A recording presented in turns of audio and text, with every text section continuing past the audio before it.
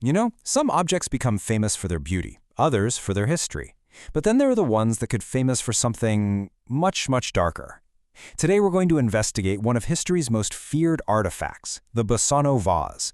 It's believed by a lot of people to be one of the most cursed objects in the entire world. Imagine digging something up after it's been lost for centuries, and you find a little note tucked inside. And that note says, "Beware. This vase brings death." That is the chilling message they say was found with the vase when it was unearthed back in 1988. It was a warning that, as we'll see, was tragically ignored, and it kicks off a whole new chapter of terror tied to a legend that's centuries old. So, where does a story like this even begin? Well, our tale starts somewhere you'd least expect it. Not with horror, but with a celebration, a wedding, in a small Italian village near Napoli, way back in the 15th century. A gift was given, and, well, a curse was born. Okay, so picture this. It's the eve of a young woman's wedding, and she gets this beautiful silver vase as a gift, but she never makes it to the altar. The very next morning, she's found dead, holding on to that exact same vase. Now, some versions of the story are even darker. They say she was murdered and used her dying breath to swear revenge. After her death, the vase was passed to a family member, who then died soon after. And then it happened again, and again. It didn't take long for the family to put two and two together, and, totally terrified, they had the vase secretly buried, just hoping to break the curse for good. And believe it or not, for almost 500 years, it seemed to work. The vase just vanished. The story faded into a local myth that people probably forgot about. That is, until some unlucky guy dug it up in his garden in 1988, along with that very sinister note. And this is where the second, and you could argue much more terrifying part of the story begins. The vase is back, and it feels like the curse came back with a vengeance. So you find a vase with a note that literally says, "This vase brings death." What do? Well, if you're the guy who found it, you just see dollar signs. He apparently tossed the mourning note, put the vase up for auction, and it sold for 4 million Italian lire, which is about $2,300 today. The first person to buy it in this modern era was a local pharmacist. You have to imagine he was thrilled. He thought he'd gotten a great deal on an amazing antique, totally clueless about its supposedly bloody history. Yeah, that great deal didn't last long. Just 3 months later, the pharmacist was dead. His family, probably pretty spooked, sold the vase off right away. So next up, the vase goes to a surgeon, a 37-year-old doctor, a man of science. And here's the kicker. He was supposedly a total skeptic. Curses, paranormal stuff? No way. To him, it was just a beautiful object. Well, it turns out skepticism isn't exactly a curse-proof vest. Only 2 months after buying the vase, the surgeon was dead too. You starting to see a pattern here?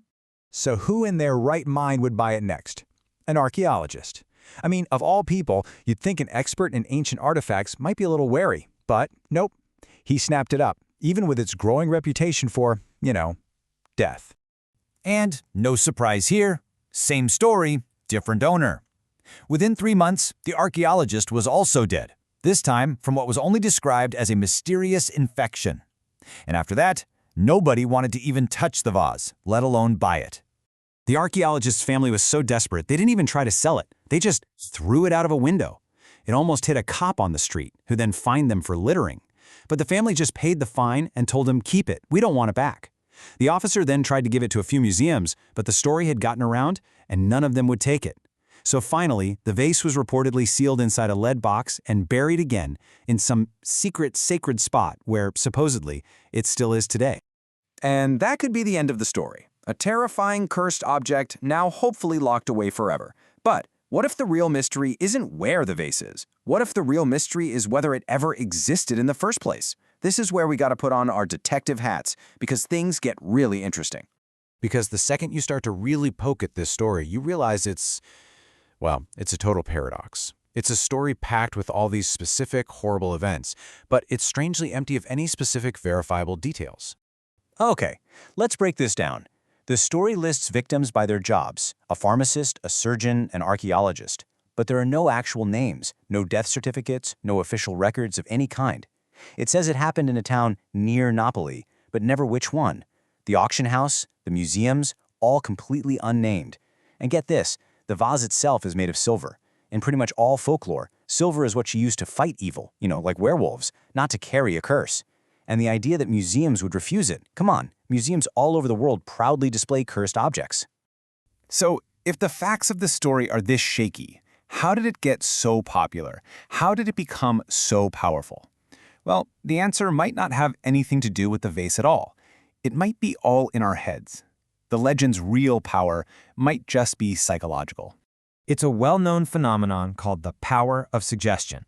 It's incredibly potent. If you truly believe that an object is cursed, your brain starts searching for proof. Every bit of bad luck, every headache, every time you stub your toe, suddenly it's all connected to the curse. You start connecting dots that aren't even there, and you create your own self-fulfilling prophecy. And this isn't just some abstract theory. This happens in real life all the time. Just look at this example. A tourist stole some artifacts from the ruins of Pompeii. 15 years later, she mailed them back with this note. Why? Because she said she'd suffered years of terrible misfortune, sickness, money problems, and she blamed it all on the negative energy of the stolen items. She basically cursed herself. So is it so hard to believe the owners of the Basano vase might have done the exact same thing? And, stories like this have really fertile ground to grow in. Belief in the paranormal is actually incredibly common. I mean, look at this Gallup poll from 2001. Over half the people surveyed believed in stuff like psychic healing and ESP. When so many of us are already open to the supernatural, a really good story about a cursed vase doesn't need a lot of hard evidence to feel true. So, after all that, what is the real legacy of the Basano vase? It might not be about a physical object at all. It might be about the power of a story that taps right into our deepest fears. So we're left with two very different possibilities here. On the one hand, you have the legend of a cursed object, a real physical silver vase that holds a malevolent force. But on the other hand, you have the idea of a cursed story, a perfectly constructed urban legend that's nearly impossible to disprove because it has no details, and it just feeds on our fascination with the unknown.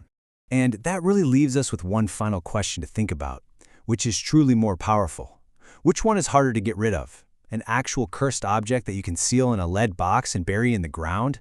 Or a compelling story that once you've heard it, you might just be cursed to believe?